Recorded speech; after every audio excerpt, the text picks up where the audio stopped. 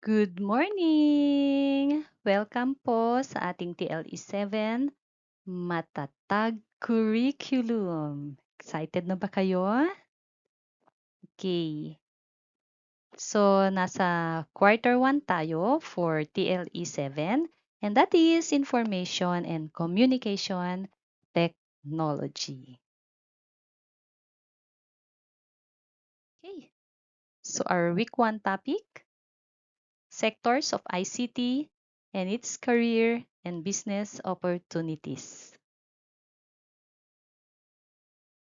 As you can see, we have learning objectives to meet. Okay, at the end of this lesson, you will be able to, number 1, identify various ICT sectors and potential career and business opportunities.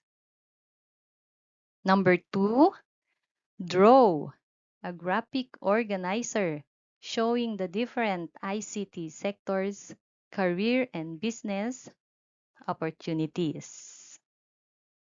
3. Conduct a survey on ICT sectors in the community. And last, value the significance of ICT sectors to future career and business opportunities. So, okay, let's go. Let's start the day with this activity, the word puzzle game. So I will be revealing some words and complete the word. Okay? Para masagot ninyo ng tama. Number 1. So what might this be? Ano kaya ito? Write your answer on your notebook. Now na. Number 2. So ayan. We have there a picture of a man in front of his computer and doing something. Number 3. So again, there's this man and fixing something. Okay, on this device. And last, number 4. So you can see a guy wearing a headphone. Ano kaya yan? Okay. So let's check your answer. Are you ready? Yes. Number 1 is Charan, computer programming. Nakuha nyo ba? Very good. Number 2 is visual arts. Did you get it correctly? Nice. Number 3, computer system servicing. And last, telecommunication. So what can you observe with these activities? Dear learners, what can you say? We have the computer programming, the computer system servicing, we got there the visual arts, and we got here the telecommunication. Okay? They are all related to a career and business opportunities, which will be our lesson for day 1, okay, of this week. Okay, another activity for you is the word pool hunt. Let's hunt some word, and on your notebook, you have to do a 2 columns. Okay, draw a table and then make it 2. We have there the left side and then we got the right side on the other side, of course, wala nang iba. And then on this word hunt, as you can see, you've got there so many words displayed on your screen, and choose a word there and write it on the left column if you understand the word. and then write it on your left column if you need some more explaining or if you cannot understand those words. So we got here career, graphic artist, contact center services, career opportunities, computer system services, visual arts, illustrator, computer programming, telecommunications, call center agent, outbound and inbound agent, ICT sectors, business, computer network technician, animator. So I will be giving you maybe 3 minutes to finish that table.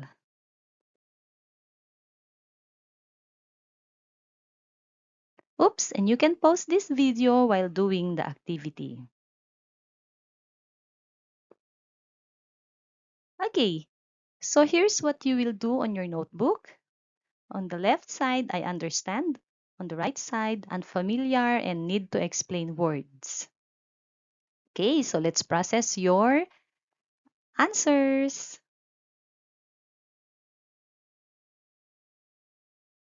Now, dear learners, this is a graphic representation of the ICT sectors. As you can see, we have there pointing out on the other side is the business opportunities. And on the other side is the career opportunities. Okay, dalawa ang ICT sectors natin. Meron tayong for business opportunities and meron tayong career opportunities. Okay, ever since po in our DLE, we really have to start every mini courses sa mga opportunities na pwede nyong mapasukan in the future or pwede nyong maging path to choose a career that you would like and you would enjoy. Okay? So under ICT sectors, we have four sectors. There is the computer programming.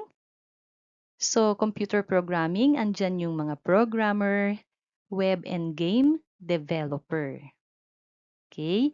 So, what you're playing on your gadgets were done, okay, and designed by computer programmers. Okay? What is your favorite game? Yes, the Mobile Legends, what's that, COD? Ayun, yung mga yon. Okay? Command, I don't know, yan. So those web and games you enjoyed were developed by computer programmers. Okay, that is one ICT sectors, one of the ICT sectors. Next, we have the visual arts. Okay, under visual arts, we have the animator, the illustrator, and the graphic designer. Okay, so from the term arts, okay, these are someone that loves arts. Okay, next we have the computer system servicing. This is a skill wherein you do some servicing in a computer and in a network. Okay, so you are a technician. Okay, in ordinary terms, computer system servicing is technician. Okay, and last sector is telecommunications. Okay, you already heard of the call center agents, the outbound and the inbound agents. Okay, the contact center services, and a lot more telecommunication in the internet. Yun. That is the ICT sectors. Okay, because of new technology, we have to go with the trend and the demand of the present generation. Ayan, we have the innovations, discoveries, new technologies, diba?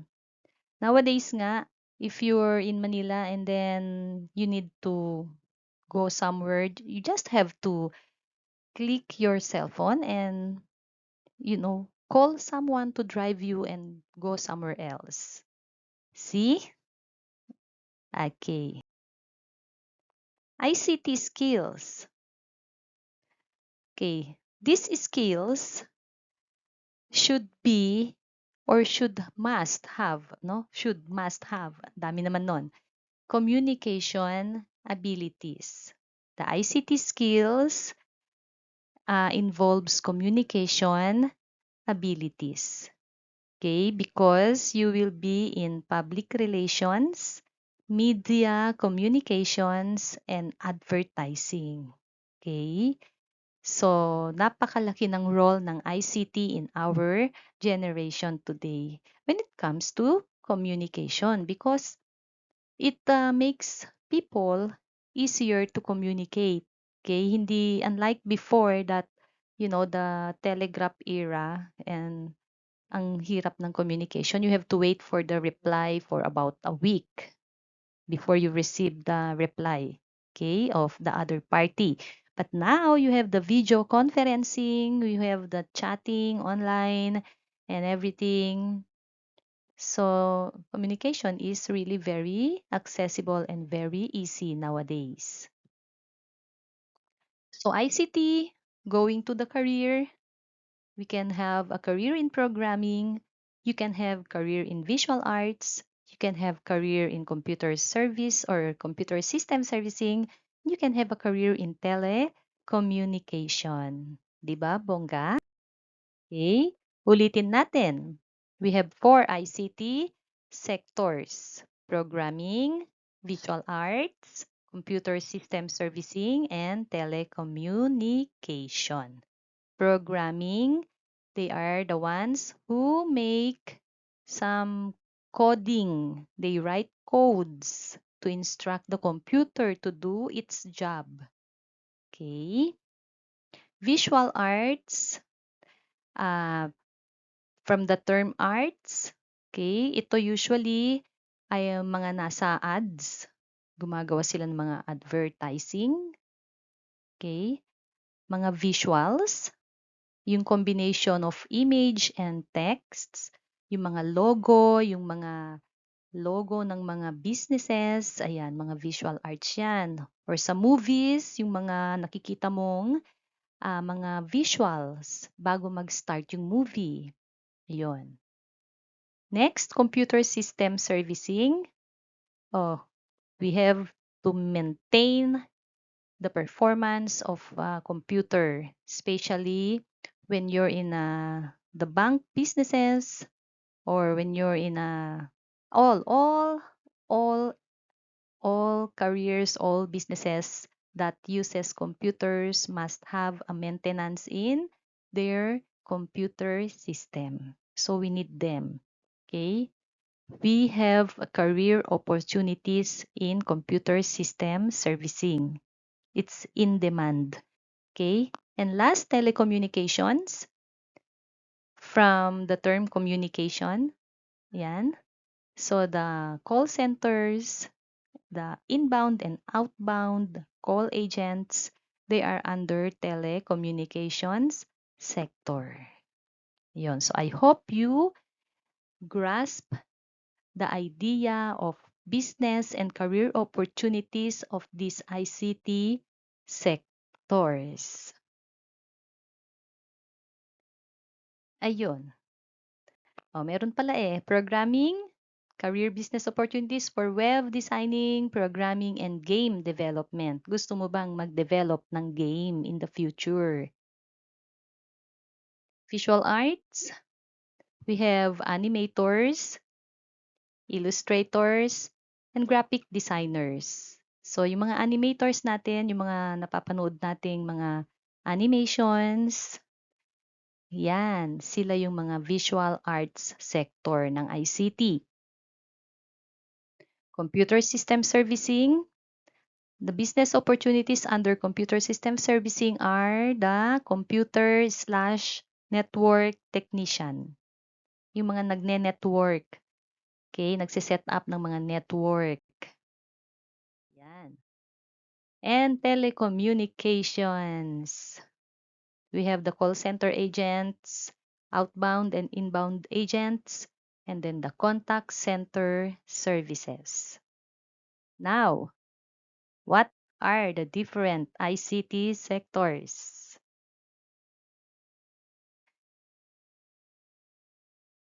What career or business opportunities are in the ICT sectors?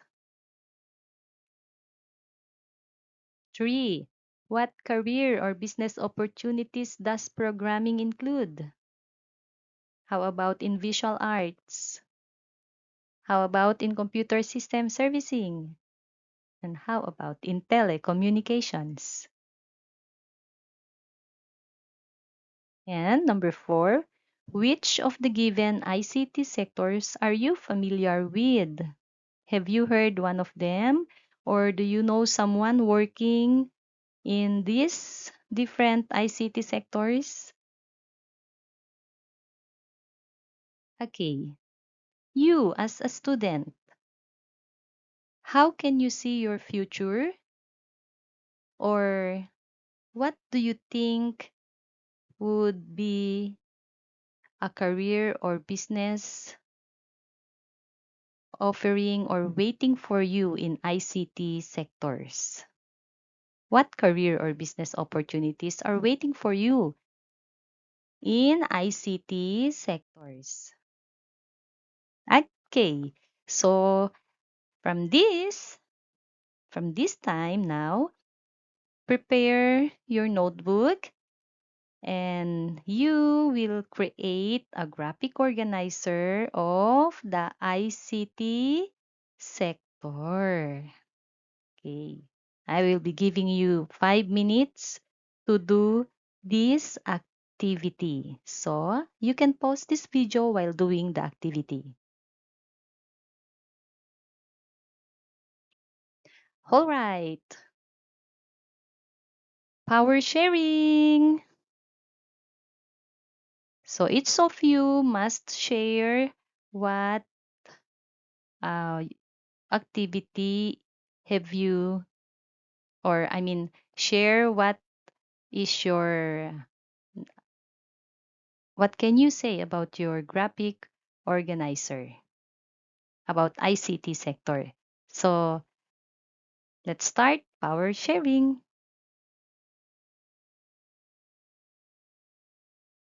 Now, for the uh, last part of our lesson is answer the following question. Identify the following, write the letter of the correct answer on a clean sheet of paper. So bring out 1/4 and write your name and section and answer the following. Are you ready? Okay, number 1. These are manufacturing and services sectors where the major operations are carried out widely by the use of new technology or ICT. Letter A, industrial arts sectors. Letter B, ICT sectors. Letter C, family and consumer services sectors. Or letter D, AFA sector. Write the letter of the correct answer on your paper. Okay. Number 2, which of the following sectors can a contact center agent be included in? Letter A, CSS. Letter B, programming. Letter C, telecommunication. Or letter D, visual arts. All right. Number 3, Mr. Manuel is a graphic illustrator. Which of the following ICT sectors does he belong to? Letter A, CSS. Letter B, programming. Letter C, telecommunication. Or letter D, visual arts. Let's go to number 4. Web development and game development are from what ICT sector? Letter A, CSS. Letter B, programming. Letter C, telecommunication. Or letter D, visual arts. Okay, the last one, number 5. What is the significance of different ICT sectors? A, it involves income for our economy. B, it provides career and business opportunities. C, it provides manufacturing and services. Or D, none of the above. Okay, let's check if you got the correct answer. So I will be revealing to you the right answer. Here it comes. Number 1, B. Number 2, C. Number 3, dog. Number 4, boy. And number 5, boy. Congratulations to all of you who got the perfect score, 5/5.